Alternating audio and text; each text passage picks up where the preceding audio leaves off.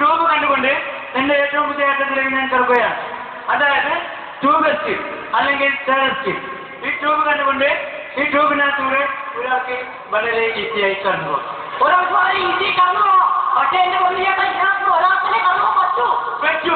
പക്ഷേ ഈ ട്യൂബിനകത്ത് കൂടെ രണ്ടുപേർ കടന്നു പോയിട്ട് എങ്ങനെ രക്ഷപ്പെടണമെന്ന് ഇതിനകത്ത് കാട്ടിത്തരാം. അതിനു വേണ്ടി പെണ്ണുപെണ്ണ ഒരാൾ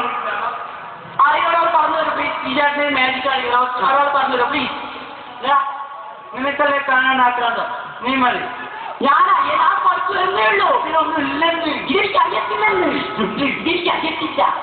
ഞാൻ റെഡി എന്ന് പറയുമ്പോ നീ ഇതിനകത്തേക്ക് അരിക്കണം. നിനക്ക് റെഡി ഞാൻ പറയും.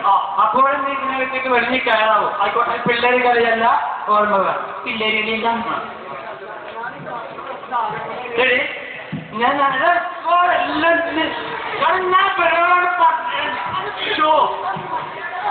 ഞാൻ നേരത്തെ പറഞ്ഞു അറിയുന്നവർക്ക് തൃപ്തിയായ നിനക്ക് എടാ ഇപ്പോഴെല്ലാം അവിടെ ചുമ്മാ ഇരിക്കുന്നു. എടാ നീ ഒന്ന് ഇങ്ങനെ ആക്കിയാണ്. ഈശ്വര എന്റെ ഒരു പാടാണ് ഇത്. എന്റെ കയ്യാണ്. പ്രിയമുള്ളവരെ, നീ അല്ലെങ്കിൽ എന്റെ തല തോന്നില്ല. എന്റെ ഓർമ്മ കൂടി നീ അവിടെ നില്ലേ, ഞാനൊന്ന് ഊരി നോക്കട്ടെ. വേണ്ട വേണ്ട, ഇത് കൂടണ്ട. നീ അവിടെ ഇരുന്നോ. ഹലോ, ഞാനേ എനിക്കിന്ന് കല്യാണത്തിന് പോകാനാണ്. നീ സമാധാനപ്പെട്ടൊന്ന് ആലോചിച്ച് നോക്കിയാണ് ആടെ എങ്ങനെ നിങ്ങൾക്ക് കേളരുതെന്ന്. അതുപോലെ ഒന്ന് ഇറങ്ങി പോവാൻ നോക്കിയാണ്. വേണ്ട വേണ്ട, നീ അവിടെ ഇരുന്നു. ഉള്ള പിടുത്തം പോയി നേരത്തെ പുടിന് വെച്ച് കിടന്നു തോന്നി. അല്ല നീ ഒന്ന് എണീറ്റ് പോണം. നാട്ടുകാരെ എന്താ തെറ്റിക്കോടാ. ബാക്കിയുള്ള ഒരു പറയിപ്പിക്കാൻ വന്നിരിക്കണേ. പ്രിയമുള്ളവരെ, സംഭവം എന്താണ് കുടുങ്ങിപ്പോയി. ആരെങ്കിലും ഉണ്ടെങ്കിൽ ഒന്ന് വന്ന് രക്ഷപ്പെടുത്തു പ്ലീസ്. ഹലോ ദിനേശേട്ടാ, അവിടെ മത്സരം തുടങ്ങാനായി. ഒന്ന് അടങ്ങി പോണാ. ഒന്നും കയറി നീട്ടിൽ ഇതുവരെ തീർന്നിട്ടില്ല. ഒന്നെവിടെ വന്ന് ഓടി താഴായിട്ട്.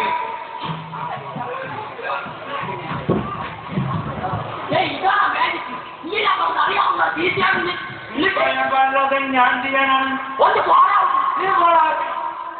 ദിനേശേട്ടാ, അവിടെ മത്സരം തുടങ്ങാനായി. മോനെ, ഇപ്പോഴത്തെ കർമ്മത്തിന് എനിക്ക് എന്നെ പറ്റി ഞാൻ അതൊക്കെ കിപ്പ് വരണം. വന്നി പ്രിയമുള്ളവരെ, കഴിഞ്ഞ പ്രാവശ്യം ദിനേശേട്ടനായിരുന്നു. പക്ഷേ വിവിധ രാജ്യങ്ങളിൽ നിന്നും കർമ്മത്സരത്തിനായി മത്സരാർത്ഥികൾ എത്തിയിരിക്കുന്നു.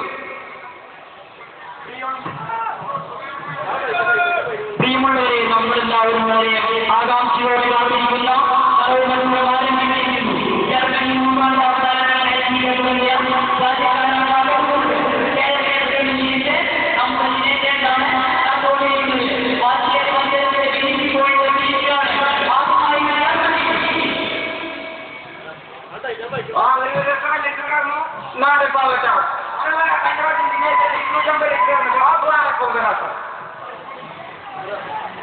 Usman Uganda.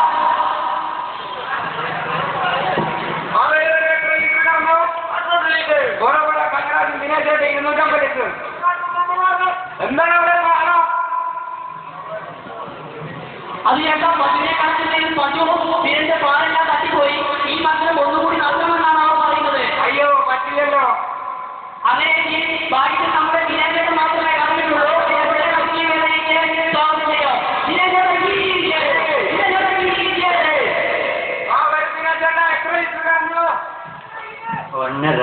ഒന്നര ഒരുപാട് അനാവശ്യം പറയരുത്. എന്താ നിങ്ങൾക്ക് അനാവശ്യം കാട്ടി കൂടുതലോ? എന്തേ നിങ്ങളൊക്കെ കിടക്കാൻ ആവശ്യമുള്ള രാജകാലത്ത് നല്ല പശുവിനും കൊടുത്ത് എനിക്കൊരു മുട്ടയും കാളയും തന്നു. ഇത്രയൊന്നും കാണാൻ പോടാ.